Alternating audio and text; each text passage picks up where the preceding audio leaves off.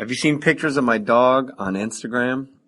All my dogs are very healthy. You know why? Because I use BarkBox. I treat my dogs right. BarkBox. Each monthly BarkBox contains 4 to 6 full-size products, including everything from innovative toys, gadgets, leashes, treats. They like the treats and more. All treats are sourced from the USA and Canada, and chews are sourced from the USA, Canada, South America, Australia, and New Zealand. BarkBox edible products do not include rawhide or anything processed with formaldehyde. Yuck.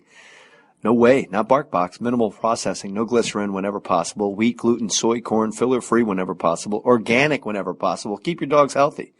In terms of toys, grooming products, and hygiene products, BarkBox tries to always source from American vendors. American vendors. Everything included in each box is high quality, safe, tested by their own dogs. BarkBox offers 3 monthly plans, each tailored to your dog's size, to ensure appropriate treats and toys are delivered. BarkBox is committed to the cause of homeless dogs. As a rule, they give 10% of all the revenue to local rescues and shelters across the United States and Canada. In 2013, BarkBox donated over $150,000 to pups in need through a number of innovative social good campaigns. Help BarkBox give $1 million in 2014. Save 20% right now on your new subscription by visiting BarkBox.com/more. BarkBox.com/more, M-O-H-R, to save 20%. Geico presents Fan Mail to a Pig. Dear Maxwell, first off, I really enjoy your commercials about Geico's app. I watch them over and over and over. They make me both laugh and very hungry. Weird. Anyway, I just want to let you know how Geico's new claim status updates on the app really blow me away. Getting those updates makes me think of you. I'd like to thank you in person. Just send me your address. All the best, Big Bad W. Sure thing, Big Bad W. I got a pen. It's 802 Not Gonna Happen Lane. Claim status updates just a tap away on the Geico app. Put your name on it.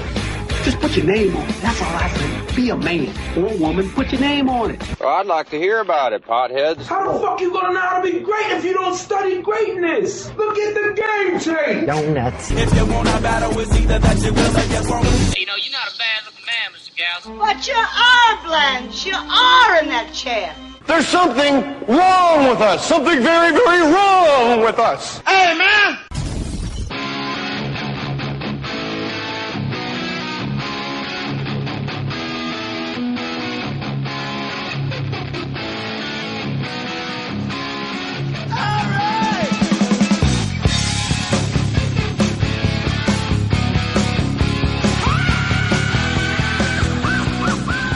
On now? Is it happening? We're on. Jackie Kashian rhymes with vacation. For the better part of a year, anytime you've come up, or I've read your name on Twitter, at Jackie Kashian, Kashian.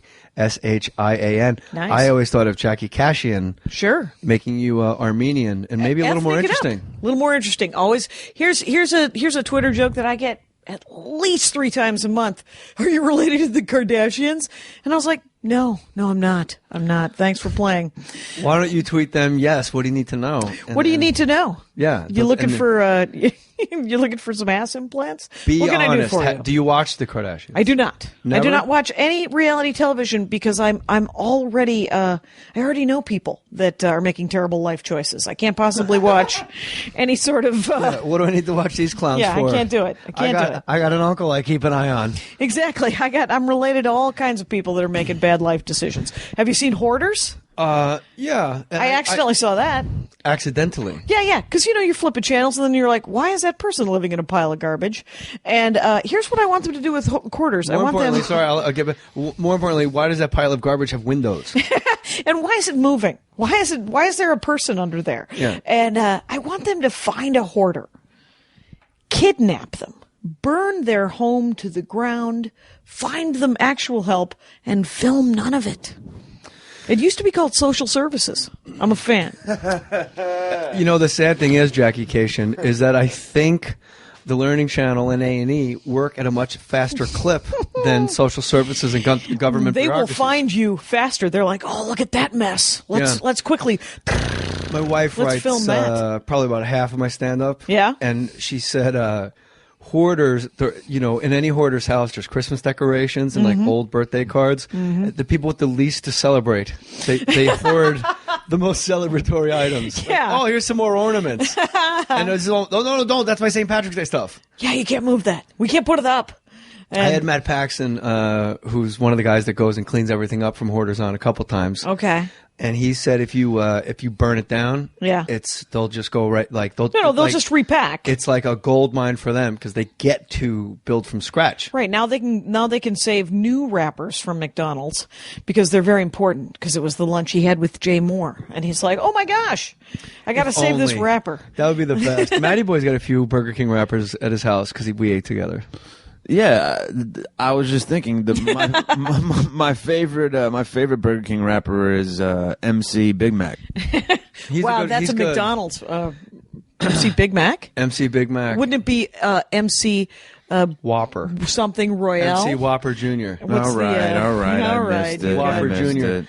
Jackie Kashian So yes, I do watch Hoarders. I watch almost exclusively reality television. Really? Because I hate watching sitcoms with the laughter and the jokes. It's all just like, hey, you ate all my avocados. Your neighbor walks in for no reason, goes right through. And the meanest people in the world just talking at each other, and you're like, stop talking. Why would you hang out with that person? Only in sitcoms. I can't watch sitcoms either. Your door is never locked, and people come to your house and go immediately to your refrigerator, open your beer, and go, so what's going on? See, I don't have a leg to stand on. Like, people get to watch whatever crap they watch because the crap that I watch is insane. It's all fictionalized crime solving. It's not even Law and Order, which is creepy as all hell. It is Bones, Castle, where magically they recreate the crime and then solve it. NCIS, which is definitely middle-aged white lady watching, and what all of that nonsense. Criminal Minds now. That's the. I haven't seen Criminal Minds. I haven't seen Cagney and Lacey, the new Cagney and Lacey, which I think is Rizzoli and Isles. My God! I was like, they're remaking Cagney and Lacey. Well, they are, but it's called Rizzoli and But Psych and all the thing characters welcome. I want to be on all of those shows because I will. Granted, I would rather die by means of Open Water or be in the movie Open Water than watch Open Water. I'd rather be in the sequel because you get paid, nobody sees it. But your podcast is called Dork Forest. The Dork Forest. Dork Forest, and it's available on iTunes. And DorkForest.com. Say it again, love. And dorkforest.com. Okay. Yeah, I just want to get the plug in. I want to make sure we get it right. And what I like about you is you are, when you walk in the door, Jackie Kashian, I say this as a compliment, not terribly layered. Like, look, I got a podcast called The Dork Forest. Mm-hmm. This is me. This is exactly how I am. There is some transparency. When you meet Jackie Kashian, you've met Jackie Kashian. I'm not super deep. Did you yourself in the third person, like a wide receiver? Yeah, I did. Michael like Irvin Paula Bell. Michael Irvin needs to do. Have you ever met Paula Bell? Miss Paula Bell? She refers to herself as Miss Paula Bell. The first time it happened, we were at breakfast together, and I was barely awake, and I was like, "Did you just refer to yourself in the third person?" That's where I must have caught it. I like it. But yes, well, because transparent. Right. I'm. Yeah, or shallow, or you hit bottom quick. There's not a lot of mystery. I'm the golden retriever of stand-up comedy. There's nobody who doesn't like me. But I was going to say, I don't understand why everyone's out there trying to be like labradoodles and pugs. If we're going to use analogies for stand-up comedy, I've always said, like, your job is to make everybody laugh. And me and Louis Anderson were just talking about this. Matty Boy and I recorded him in Vegas. Yeah. And he said, he's at a show, and he saw on Facebook or something where a guy goes, I walked 12 people. And he's like, where the fuck are you going with this career of yours where you're bragging about walking the room? And I always say, I'm a hack from way back. You put me in front of a black room, I'm going to make black people laugh. You put me in front of a Klan rally, all of a sudden I don't like blacks. I'm making all the Klan people laugh. I can play bar mitzvahs, proms, whatever it is. I got you covered. Yeah, my thing is I'm more of a square peg, round hole kind of person. I'm going to do the same act, and I will make them like the jokes. I've only written the 3 hours, right? I mean, I don't have any jokes. You say that like you haven't written. You've written 3 hours. Well, I mean, over 25 whatever years, but I count the 80s as 1 year. So I was very drunk, and so. But the thing is it's like, what are you going to do? And so, but I mean, one of my favorite stories, Stanhope. There was a horrible gig down in San Diego at 4th and B, the worst. Everybody got like a nickel, and there were 1,200 people there. There was an MC, a feature. They'd take a break to sell more booze. The MC would get up, do another 5, and then the headliner would come up. And so by the break, everyone's done. They've seen 45 minutes of stand-up comedy. Yeah. They're good now, but now they got it. Now the headliner has the worst possible spot. Doug Stanhope gets up, and the MC goes up, warms him up. He comes out, he's eating it. And he goes, "What, do you want to see the feature again?" Mistake. And they're like, "Yeah, we love that guy. That guy was amazing." Stanhope says this. Yeah, Stanhope says it. And Stanhope goes, "You don't walk me. I walk you." And then he spent like an hour and 15 minutes walking 800 of 1,200 people.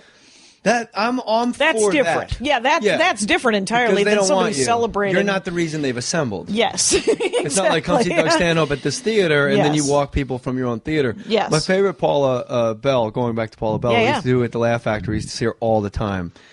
And really love her. And I'd love to have her on the podcast. Attainable goal, I bet. Okay, good. Yeah. Because I think she's hysterical. She's great.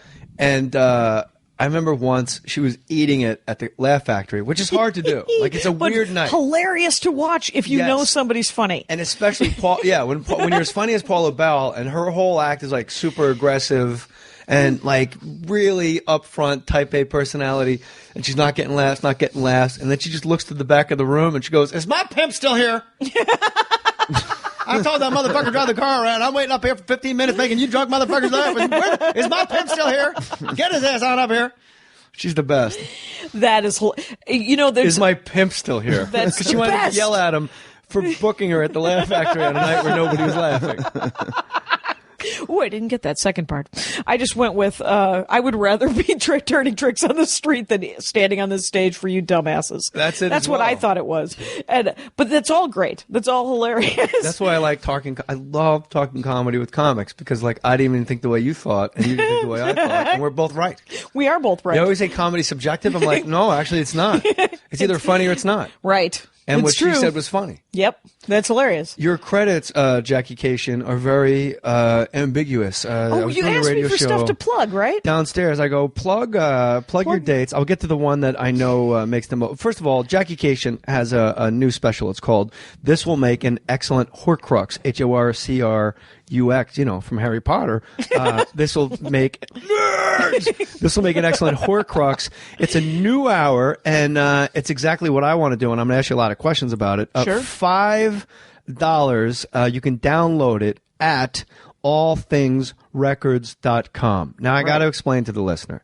This is a very important thing to do. This is the seismic shift in show business that you can be a part of. Instead of waiting for Showtime to hand out checks and film 10 comics in one night, or Comedy Central or HBO, Jackie Kashian goes home. She's in Minnesota. She goes to one of her favorite clubs. She pays for it herself out of pocket and puts it up at allthingsrecords.com for $5. Right. I can't tell you guys enough. Louis C.K. did it. Aziz did it. Other people have done it. Here's my thing about Louis. Would have been nice if Louis would have charged $10, because then that would have been the pattern for people.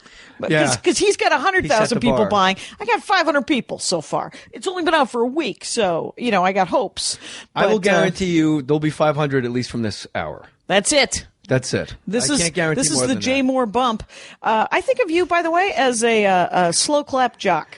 By the way, well, I'll explain. A slow clap jock is the jock that sees a nerd and he's like, "No, that guy's all right. That guy's all right." And then there's the slow clap. That's it. I didn't know I was a jock until I had like Patton and Brian Besaid on my podcast. Yeah. And they kept calling me a jock, and I'm like, I'm not a jock because I never fit in. I wrestled. Right. Which is not. It's the workout on that was amazing. But you're completely. Yeah, you're solitary. Not it's not a basketball, out at parties football. with like a red Solo cup in the woods and making out with chicks. Like, you're just this lone wolf out by yourself. So they kept going, jock, jock, jock. And then finally, I think it was Brian Besaid, he goes, "Did you play sport in high school?" I go, "Yeah." He goes, "Did you play more than one sport in high school?" I go, "Yes." He goes, "Which 2 sports?" I go, "Baseball and wrestling." He goes, "Did you receive a varsity letter?" I go, "Yes, all 4." And I volunteered it like a dick. I go, "All 4 years, both." And he goes, "Then you're a fucking jock." Right. So apparently I'm a jock. But slow clap jock as a compliment I'll take. Is the compliment. That's like the thing is because you know there's jocks. There's a tool bag with a haircut that is sitting making fun of what did I did a show in San Francisco for Sketchfest. In San Francisco, I opened for a band made up of Allison Brie, very beautiful. In Los Angeles, when you run into people and they're so good looking that you're like, Well, you're distracting to talk to. Her and her two friends have a band, a little, there's three guys that play behind them and they sing. And they're all super good looking. Like, they're the best looking people like I've ever seen. Baldwin-y. When you meet a Baldwin, weird. you're like, whoa. Yeah, distractingly. Yeah. And so they go up and they sing but they're performing in San Francisco for just a pile of fucking haircuts. These are like the fanciest Gordon Gekko, like Wall Street. But I'm like, where do you live in San Francisco, these people? Palo You are Alto. not. That's so weird. But they were, I heard two guys just sort of making some crack about, and they were half in the bag and they were, and they were just, and so those are bad guy jocks. And then there's slow clap jocks, like you and Chris Cluey, right? Who support, he's cool as hell. He's a cool guy, former right? Vikings punter. Yep. I like to think I'm a quick clap jock because I wouldn't wait the You don't second wait. or two. That's it. To give kudos to Right. the Oh, yeah, nerd yeah. or the whatever you Well, said. I think, it's a growth mechanism. Well, right now, quick clap, jog. It's hard to say. Slow Quick clap. Sure, I should slow have just clap, stuck jog. with what Jackie Kashian said. Sure. Her special. I'm constantly Fuck Matty writing. Boy. Quick. Yeah, I can't It's do hard it. to say. Quick clap.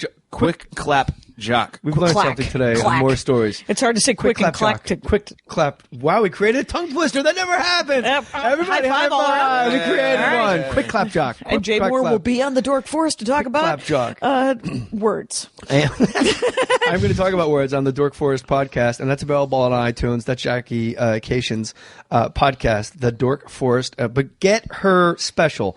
This will make an excellent Horcrux. $5. And it's at allthingsrecords.com. Thanks. And you made a good point about Louis C.K. setting the bar at $5. I want to do exactly what you did. Yeah. And then I'm going to get into your very ambiguous plugs. I have them, but they're on my head.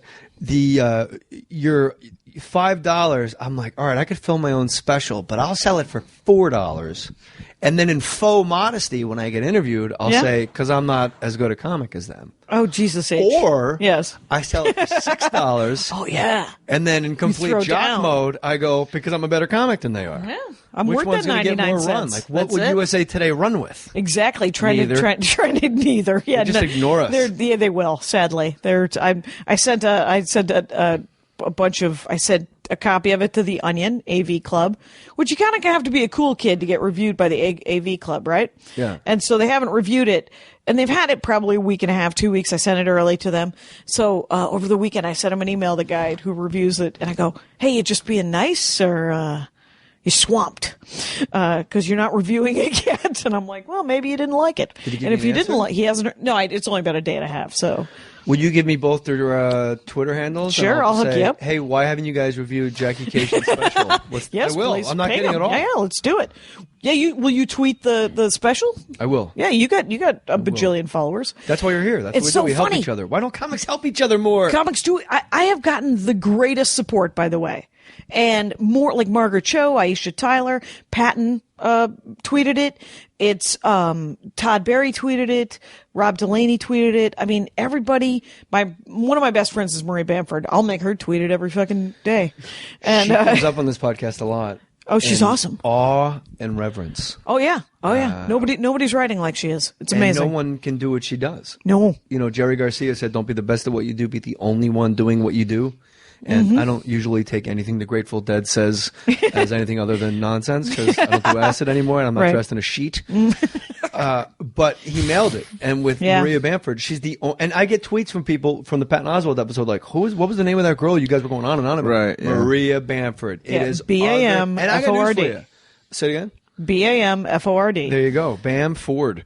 Here's the thing. If you are, it's a bit of a dog whistle, as Colin Quinn explained his own act. There's a bit of a dog whistle to it. It's not, it's not for set everybody. Up response, set up response, it's not stimulus response. It's a completely. It's a rabbit hole, man. You got to be willing to go on a journey. Yeah. It's a I new set opened of for her on the rules, road. hers. I've known her since '92, right? And so she's a Minneapolis comic. I'm a Minneapolis comic, and so I get to open for her.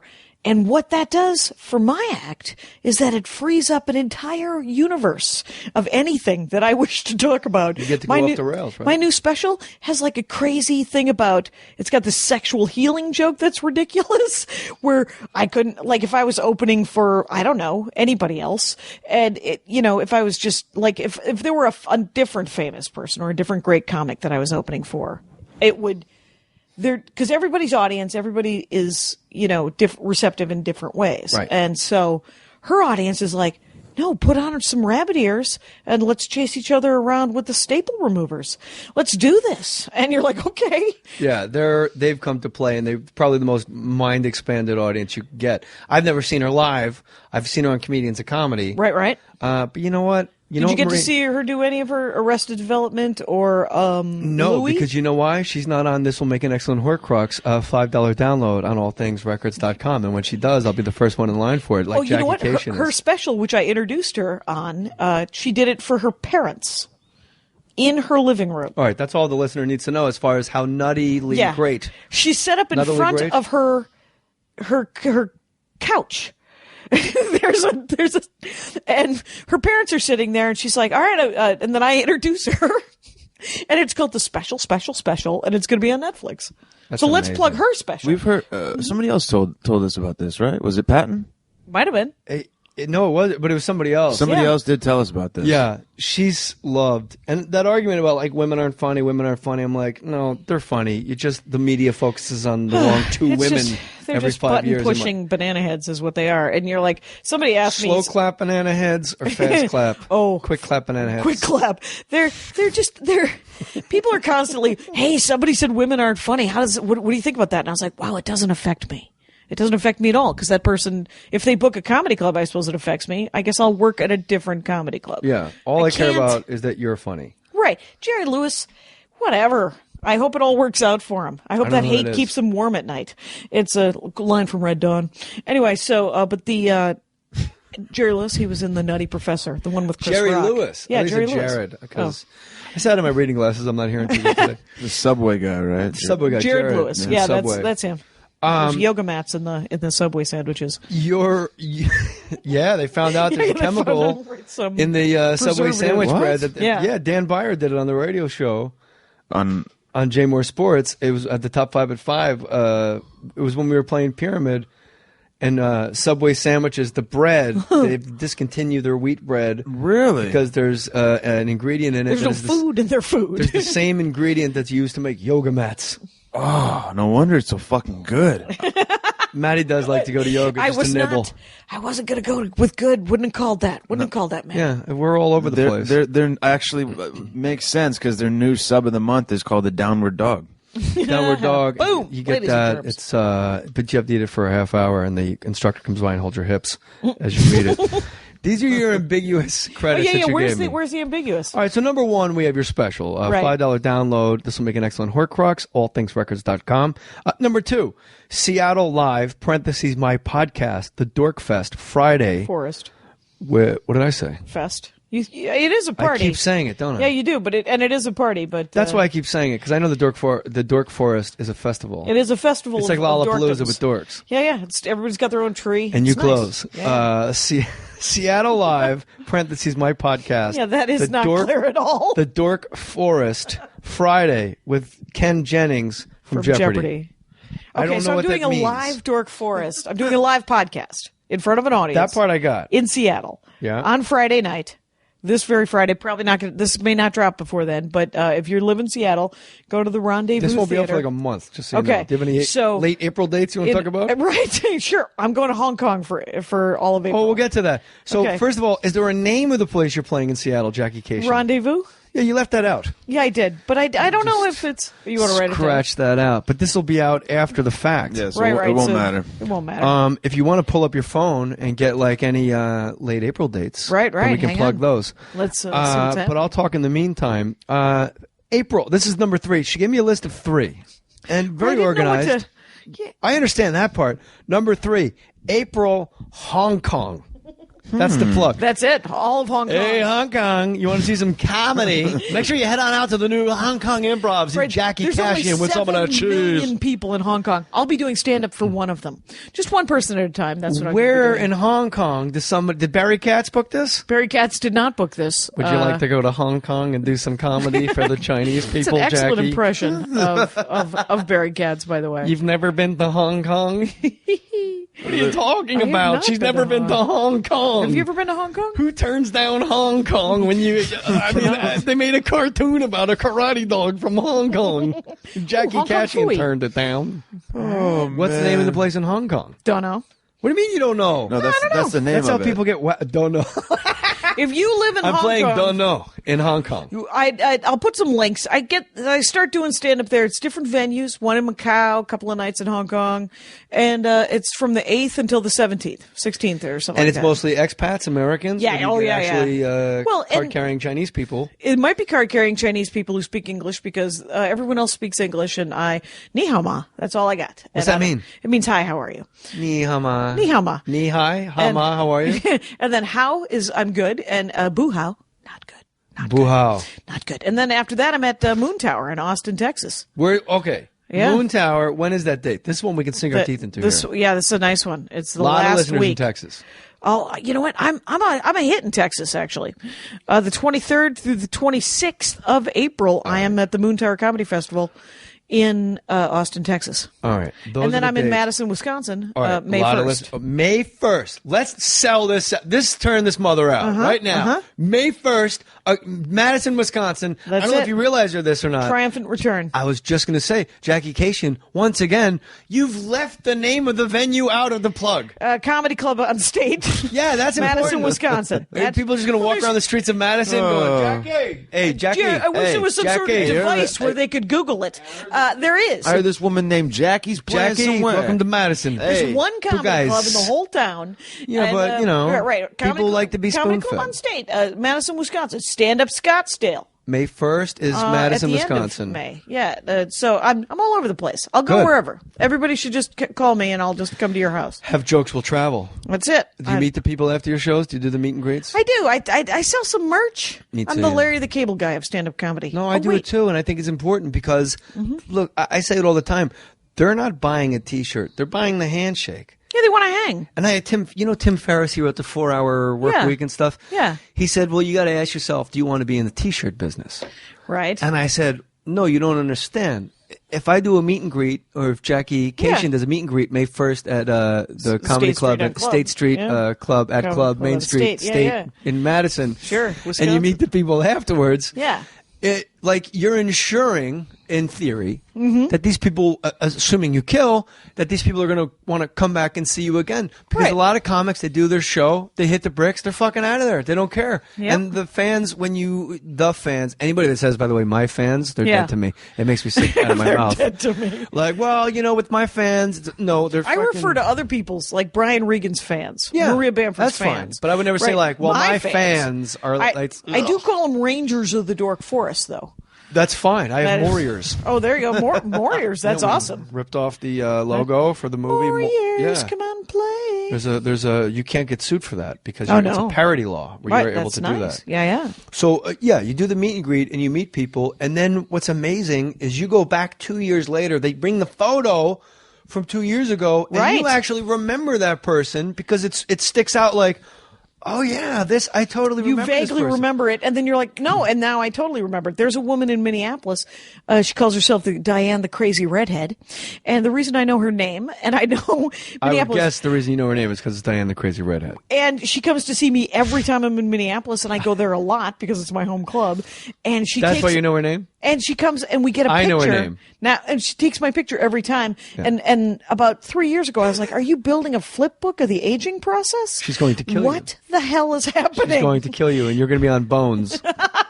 Excellent. And then Angela will use her magical hologram machine to find out who killed me. Why do you watch the scripted shows when you could be watching like Dateline ID, Murder Behind Mansion Walls, Murder Next Door, Creep Factor 12, man. I don't actually want the murder. Who the bleep did I marry? Right. And they reenact it for you. They put reenactment on the screen so you don't think you're actually watching a murder. I don't even want to see Unlikely Friends, which is when a turtle and a mouse are friends or whatever the hell. That's wrong. That's racist. That is racist. It's a speciesist. And there's people are out of their. I love animals, but people are out of their minds. How did you become a speciesist? Well, here's what happened. You were raised? I was bit by dogs when I was a child. I love dogs. Many? Several. At once? But accidentally, when I was a kid, my sister and I were wrestling, and she bit me on the boob.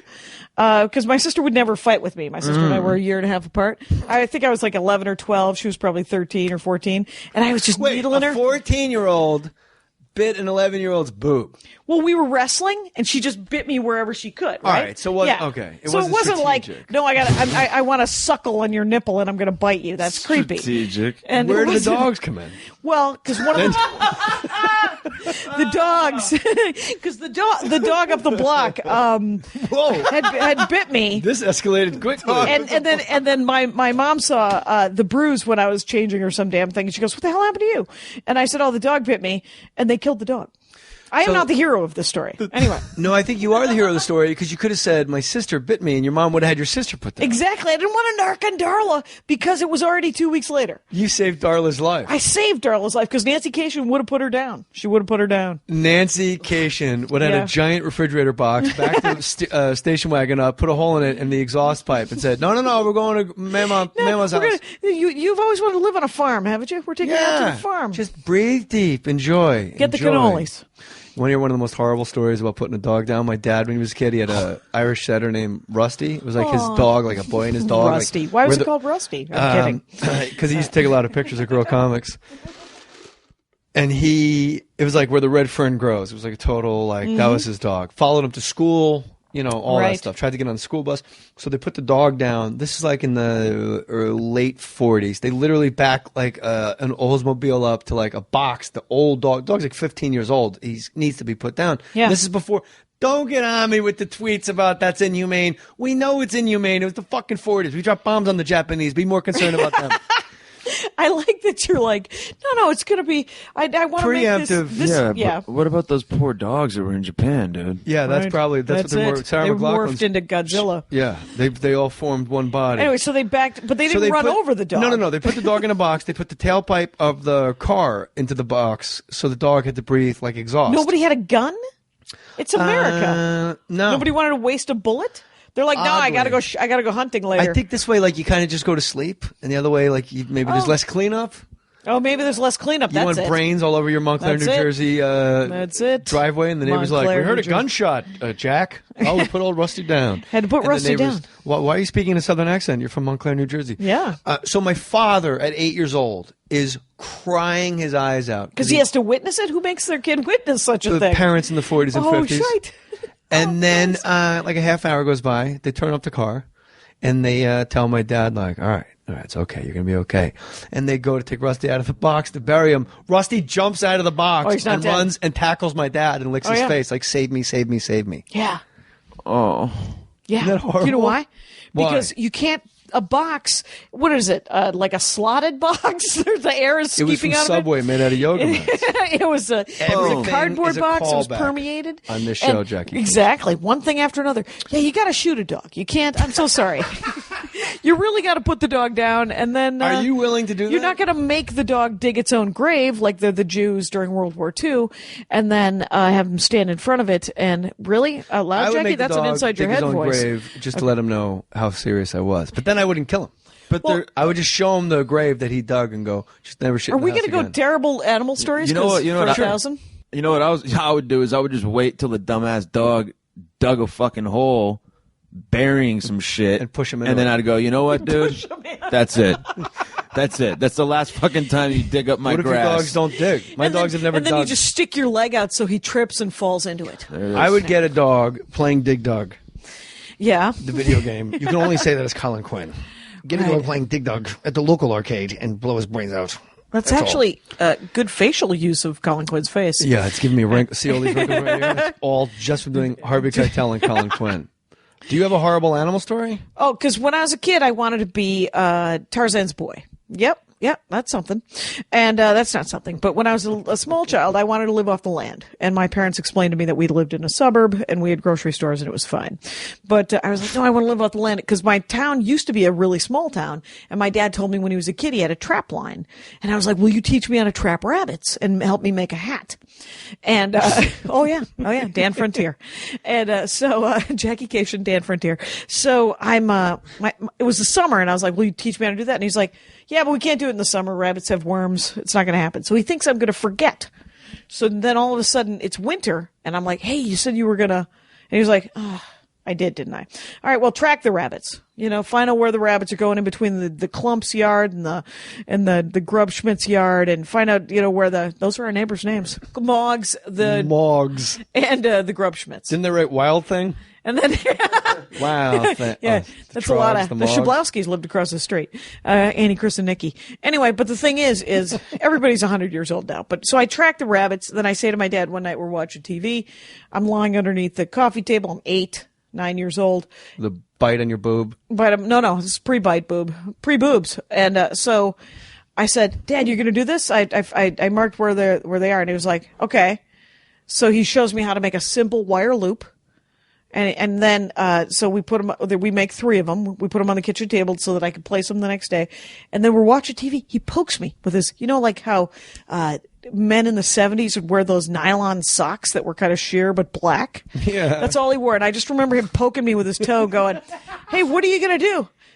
If you get a rabbit? And I said, well, you taught me that you said that we'd cook it and you'd show me how to skin it and make a rabbit hat. And, his coonskin hat out of rabbit. And he was like, no, what I'm saying is, what if the rabbit's still alive? And I was like, oh, I don't know. And he goes, I'll tell you what you're going to do. You're going to go into the garage and get a baseball bat, and you're going to hit it on top of the head because you're not going to let it suffer. And I was like, yeah, that's what Dan Frontier would. Yeah, that's, of course I'm going to do that. So the next day I set the traps. This is actually like I'm listening to a conversation between Tarzan and Boy, right? This is it. This is my dad playing Tarzan, the aluminum siding salesman. And so 2 weeks, nothing happens. I say to my dad, hey, nothing's happening. And he's like, I'll look at it before I go to work tomorrow. The next day I come home from school. There's a fucking rabbit alive. And I try to free it, and I'm sobbing, and it's bloody, and I can't do it. So I am, again, not the hero of this story. That's going to be the name of my autobiography. I am not the hero of this story. But, great name. Yeah. And then the rabbit died. In the trap? In the trap. Did you skin it and eat it? Nope. My father did not have time to show me. We threw it away. So you just wasted a perfectly good rabbit. We I, to this day, still guilty about that fucking rabbit. Had you eaten the rabbit, made like a stew. Right. And made a cool hat, it would be the best story ever. No, I like the way we're going with it now because it's truthful. I don't want to. I don't want a revisionist history where I held it up to the sky with the blood dripping down my arms and I was just like, let's do this. No, I didn't want that to happen either, but I wanted me to use even my great uncle Haji wouldn't, not Haji, what the hell was his name? Haji? My great Johnny uncle. Quest now? Tarzan, Johnny Quest? My great uncle Haji was called Haji because he had made the Hajj to Jerusalem to see where Jesus was born. Big deal back in the Are you Jewish? Were you raised Jewish? Armenian. I don't know if that's Jewish or not. It isn't. It's Christian. We were the first Christian nation. We were the first ones who said everyone has to be Christian or we'll kill you by government. Wow. You know what that means? Claim to fame. Jackasses? Huh? It's a good claim to fame right there. I didn't know that about Armenia. Oh, yeah. The first Christian nation. Are you related to the Kardashians? Because they're Armenian. Give love to the sponsors. Be back in a moment with the great Jackie Kashian. Wait till you hear how she learned about sex education. You're not going to want to miss it. The post office is always crowded. Now it's going to be even more crowded with people mailing in their taxes, but you still need to get out envelopes and packages for your business, so use Stamps.com instead. This episode of More Stories with Jackie Kashian brought to you by Stamps.com. Stamps.com brings all the services of the post office right to your desk. So convenient, easy to use. You can buy and print official U.S. postage for any letter, any package, using your computer, your printer. You're the boss. Then just hand it to the mailman. Stamps.com even sends you a free digital scale that automatically calculates the exact postage you need, and the scale is yours to keep. You'll never have to go to the post office again. I use Stamps.com. I think you should use Stamps.com too, because it's cool right now. Save some money with this deal. Use my last name, Mohr, M-O-H-R, for this special offer, no-risk trial, plus a $110 bonus offer. That includes the digital scale that you get to keep, and up to $55 free postage. That's a lot of letters. Don't wait. Go to Stamps.com before you do anything else. Click on the microphone at the top of the homepage. Type in Mohr, M-O-H-R. That's Stamps.com. Enter Mohr. When shopping for car insurance, consider this. Geico has been saving people money on car insurance for over 75 years. So if you're serious about savings, it's simple. Go to Geico.com. After 75 years, they know how to save you money. All right, Jackie Kashian, at Jackie Kashian, Jackiekash. IAN on Twitter. Jackie Kashian. Spelled like Kashian. And you can say Kashian. You can Kashian? Just buy tickets to her shows and listen to her podcast, Dork Forest. Right.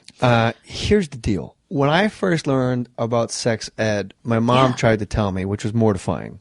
How old? My mom got sober when I was 8, so like everything had to be like brought up to speed by the time I was 9 or 10, and her sobriety was intact. She's like, "Hey, we never had to talk about the birds and the bees," and I was like 9.5, 10 years old. I remember TikTok, let's do this. Pompton Avenue and Bradford Avenue in Cedar Grove, New Jersey, at a red light, and she started to break it down for me, and it was. I remember where we were.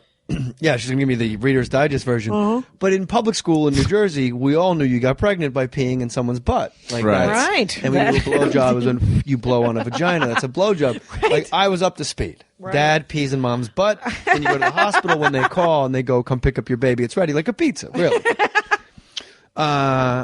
My wife, completely different scenario. My wife was told by her mom at 4. My wife asked her mom, "Oh God, where do babies come from?" And my mom said, her mom said, "Do you really want to know?" And she explained it all to her: your penis, vagina, and semen, ejaculate, you get pregnant, and the whole thing breaks it all down to the letter, to the letter. And my wife, at 4 years old, looks at my mother-in-law, and her only question was, "Does it feel good?" No way. Yeah, I'm lucky. Oh.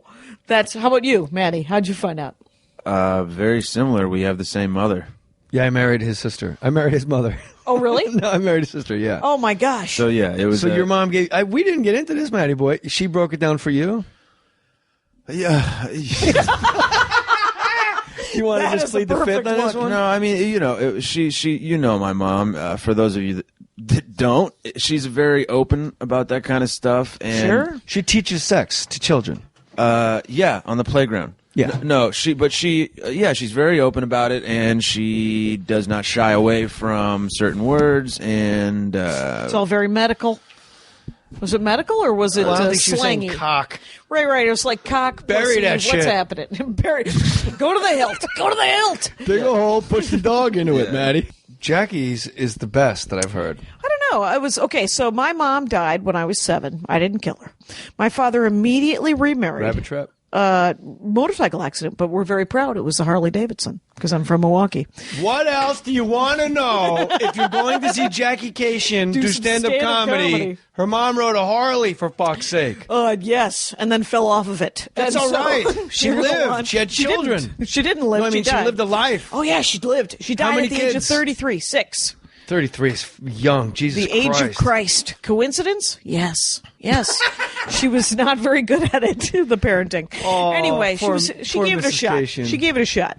I'm the youngest of 6, so I understand, according to my oldest brother, early years she was on board. It was only in the later years when she's like, "I'm seriously exhausted of having 6 children under the age of 10. I gotta go over here and not be a parent." Just ride the Harley. Yeah, and just ride a Harley with a dude named Harold. Anyway, but my dad, they were separated. Oh, thank you for clearing that up. There you go. So my father had been dating Nancy Kashian, for they weren't divorced. So my dad was shacking up, doing the devil's work, right, with Nancy for like 2 years, 3 years. My mom dies. My dad gets the kids back. Nancy doesn't know he has kids. My father has never told her that he has 6 children. 6 of them, too. And I wish I could be a fly on that wall when he goes, because my dad's the kind of guy who tells you something like he's already told it to you like 4 times. So he's like, my wife died. I get the kids back. And I'm sure Nancy was like, the kids? And he's like, yeah, Terry, Philip, Scott, Russell, Darla, Jackie, the kids. What are you? 6 kids. And then Nancy married him, which makes her the best reason not to follow her advice about men. Anyway, or makes her a saint. Oh, she is definitely a saint. She was a great loss to the Austrian army. She whipped us into shape like nobody's business. There were charts of other people's kids. There were graphs and charts and French corners on the bed. She made breakfast for us 4 out of 5 mornings. She would get up, and Mondays and Wednesdays were egg days. Tuesdays and Thursdays were pancake days. When I was 7 years old, she was like, all right, everybody's going to make their own lunch. You got to pick what you want in your lunch. Little did I know, little did any of us know, we were picking forever. I picked bologna. I had bologna sandwiches for 10 years. My brother, who was blessedly 4 years older than me, so only for 6 years, had liverwurst. Oh, yeah. This is so Wisconsin. It's a classic moment. She's very frugal. And bologna next to each other in the fridge. And we had to make all of the lunches on Sunday for the whole week. So there was like five lunch bags. So your sandwich was crunchy by Friday, but it was made. God damn it. So Monday was the good lunch. Monday was the best of the lunches. And Tuesday wasn't bad. Tuesday was all right. Tuesday was fine. Progressively more. When it gets a little gamey. Wednesday, you start trying My to sister picked trade peanut up. butter and jelly. You'd think that the jelly would change. It never did. Apricot. Because it was on sale. Your sister won. Pretty much. The lottery. Oh, yeah. Unless you had to stack milk all week. No. Well, and then there were chores and it was crazy. But here's the thing. So I'm 8 years old. They get married. We're all sitting around the house one night, and Darla or one of us asks about sex, and Nancy's like, "All right, we're going to the World Book. We're doing it." And so she pulls out the World Book Encyclopedia. We have a set from 1965, which I'm sorry, encyclopedia. You said World Book. The World Book I thought Encyclopedia. It was like a sex book I didn't know about. Oh no! She actually pulled out an encyclopedia. Yeah, we had a set of encyclopedias. The World Book Encyclopedias. The letter S for sex. The world, the one for women, owl. one for M, and inside of it they had these weird plastic sheets that would, like, if you build them on top of each other, they would be the human body, the inside and out of the human body. What? Wait, these are the most radical encyclopedias I've ever heard of in my life. Oh, you get a chance. You get those world books from 65. It's nice to look up the space program and laugh when you're about 9 years old. I don't know if you realize this. You just did an exact John Candy impression. Is that John Candy? It was very close. I don't know if you noticed, but 1965, you get yourself the world. It was amazing. I'm going to play that sentence at the end of the podcast. Clip that. It's amazing. It was like one of the most beautiful sentences. You were so proud of it, too. Oh, because that's the only impression I do, and it's every guy in my life. That's my guy impression. That's funny that it's John Candy. The World Book. It's like something you would tell Steve Martin in Plane, Trains, and Automobiles. You take that World Book from 1965, you can actually build human people. You just stack them on top of each other. You know, like the lady parts look like the Texas Longhorn logo. Yeah. And the boy parts look like the rock and roll with the index and the pinky, the right? fork. Yeah. And so. And the boy parts looked. There was just a penis. It's a dick joke. Anyway, so but I got nothing. I didn't have a sports analogy. J. Mohr Sports. Okay, oh, more stories. This is a separate world here. It's a brave new world right here. Yeah, more this stories. is good. This is good. So you had a Texas Longhorn for lady parts and a dick. And then the stackable, you know, and the thing is it's not just the reproductive parts. You keep saying, the stackable. No, we don't. We have no idea what you're talking about. I have no idea. So there's like 4 or 5 plastic, plastic sheets that you stack on top of each. Like one will be the bones. It'll just be like an outline of the bones of a human body. I have seen the anatomy with the muscles, and there's a plastic sheet where like the organs are printed superimposed onto the sheet. Over it. And there's another sheet that's like the epidermis with like nerves. Okay. Yep. So like the first plastic sheet is the skeleton. The second one is the circulatory system. The third one is the musculature, and the fourth one is the dude, the skin. Okay. The dude. Anyway, so how do you make that have sex with somebody? No. What she would do is she would show us the parts on the thing and then explain. I literally thought that she was like some sort of diorama. Yes. I was like, what the fuck is she talking Okay, about? go get your brother's action figure and you get your Barbie, and I'm going to make them do it. It's an encyclopedia pop-up book, and you just keep opening it and closing it, opening it and closing it, opening and closing it. Faster! Or slower. Depends on what's playing. Exactly. John Legend, slow it down. Take it slow. Oh. I like John Legend. He's great. So your stepmom, Nancy Kashian, taught you sex with an encyclopedia. Oh, yeah. Yeah. And then, and then it still didn't make any sense. Because there's like, I interviewed something. There's somebody has a website called Womenstration. It's the word menstruation with the word. It's pretty sexy. Yeah. Anyway, it's a little messy. But here's the thing. She was like, it's an interview with women in the arts or whatever, right? And then the last question is tell the story of the first time you got your period. And, which is kind of fascinating because nobody ever talks about it. Never. Women comics are not allowed to by decree and legislation. And, it's because Jerry Lewis will pipe up. And so, but the thing, they're always talking about their bloody twat, or nobody says that, Jackie, calm down. Anyway, but the thing is, mine was hilarious because Nancy Kashian handed me, a tampon, no instructions. No, she was like, oh, it happened. Here you go. And so no the box. First time you had your period, your stepmom just handed you a tampon. No box, no instructions. And so I tried to shove, I didn't know it was an applicator.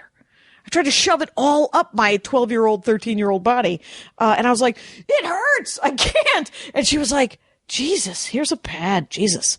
And so we never talked about it. College, I find out that it's an applicator because one of my friends, Judy Buchkowski, goes, boink, and we were all drunk one night and high, and she just said, let's put tampons in each other. And I was like, hey, those are like 40 cents each. No, she did not say let's put. We were all drunk and high. She had an applicator. It's, it wasn't the 80s. It was that was all pillow fights. It was the 90s where we were just putting in tampons into each other. Because it's fun. I didn't know how the applicator worked until Why would you? Until like this year. Because I grew up with sisters and it was always next to the toilet.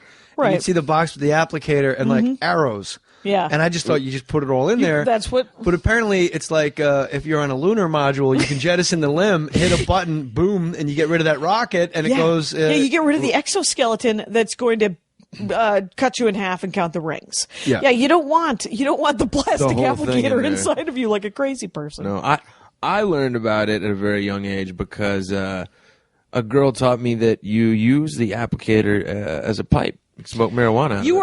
I knew you were going to say that. And I was like, not a used one. No, not a used one. Well, thank God. There we go. What's wrong with you, Jackie Kashian? Don't I know look it. blue. I've been blue for the last 4 minutes. Ever since I brought up menstruation, it's been kind of gross. I'm fine with it. I never think about bodily functions. When I wrestled, when you get a bloody nose, and this is not a joke, but they cut a tampon in thirds and they put it up your nose. You know why? Because it's absorbent. It is absorbent. It turns out. But it's hard that's enough the to point breathe and with 2 nose holes and a mouth when you're out there hoofing it, and now you got like this cotton wedged up your nose, and it wasn't until like other jocks, football guys are like the douchiest, and they're always like, got a tampon in his nose. It never dawned on me that was a tampon. They were wedging up my nose because you're in the heat of battle. They're like, go back out there, and they slap you on the headgear, and you just go back out there with a tampon. You just did an impression of, the last time I was supposed to go to Afghanistan to perform for the troops.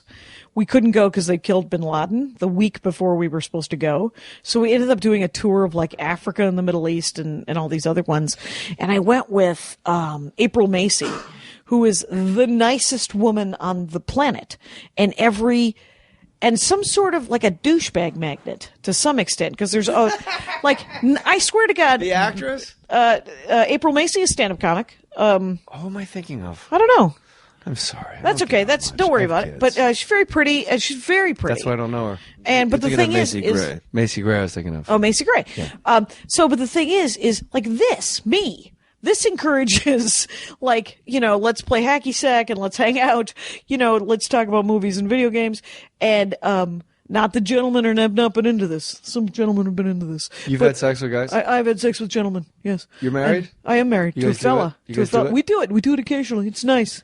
It's nice. Some kid came. I'm going to tell 3 stories at once. Some kid comes up to me after the show, probably 2 months ago in Minneapolis, and he goes super drunk, and he's like, "How old are you?" And I said, well, you got a couple of choices here, young man. You can cut me in half, count the rings, or you could ask my husband, because every couple of days he gives me a core sample. Huh? That's a mining joke. I wrote that in the moment. He did not get it. He was very drunk. A core sample. Core sample. Get it? There's people in the Midwest that are so happy that I've written a mining joke. That's a Pennsylvania joke right there. Yeah, that's not fracking either. Old school mining. Oh, that's old school. Old school. Andy Ashcraft is old school when it comes down to it. Ladies and germs. Is that your husband, Andy Ashcraft? Andy Ashcraft, game designer, makes video games. Really? For a living. That's his dig. That's his deal. And lead singer of Verve. That's another Andy Ashcraft. Craft. So. Guy coming up to you. There's 3 stories you were juggling at the same time. Yeah. What was the previous one? Could have been anything. Do you remember? You got anything? I'm struggling. We were talking about menses. Right, and then we moved on. Working thank God. blue. People coming up to you after show. Right now, there's a listener on a subway train in Manhattan going, just fucking Ficus What was Street. the thing? We were talking about Street Fighter. What about your tattoo?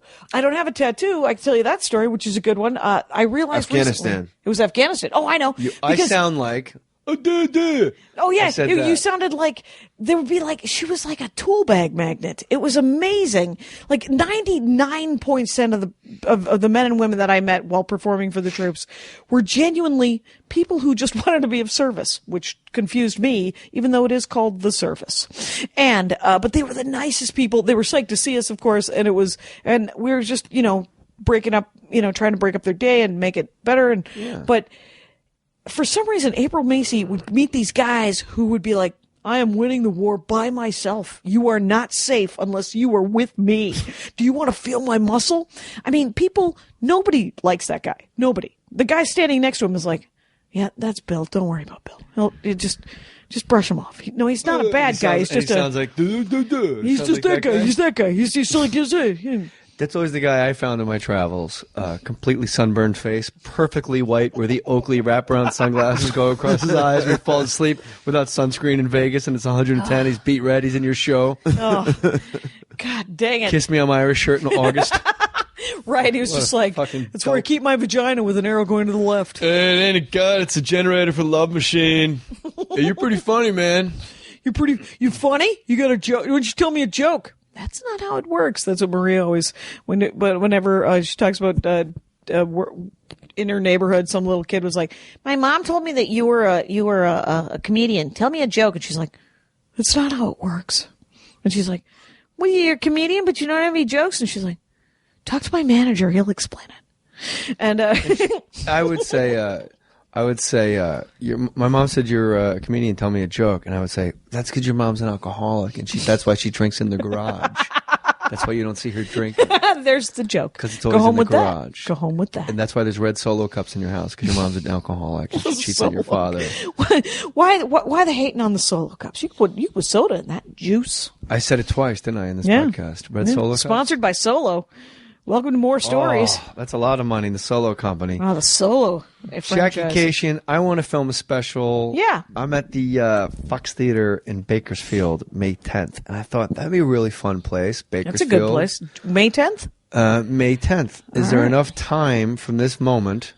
I think so. You could talk to Ryan, the director. He lives in town, and it was a 4-camera HD shoot. Don't say what it cost, but it was a nickel. You told me how much it cost. Yeah. Where do you get that kind of cabbage? Because it wasn't cheap. It wasn't cheap. It's I'm maxed out. I'm maxed out my credit cards. All right. What about? Did you think about doing like a Kickstarter or anything, or is that just kind of like? I did, and then I got tired. How so? What do you mean? Kickstarter is exhausting.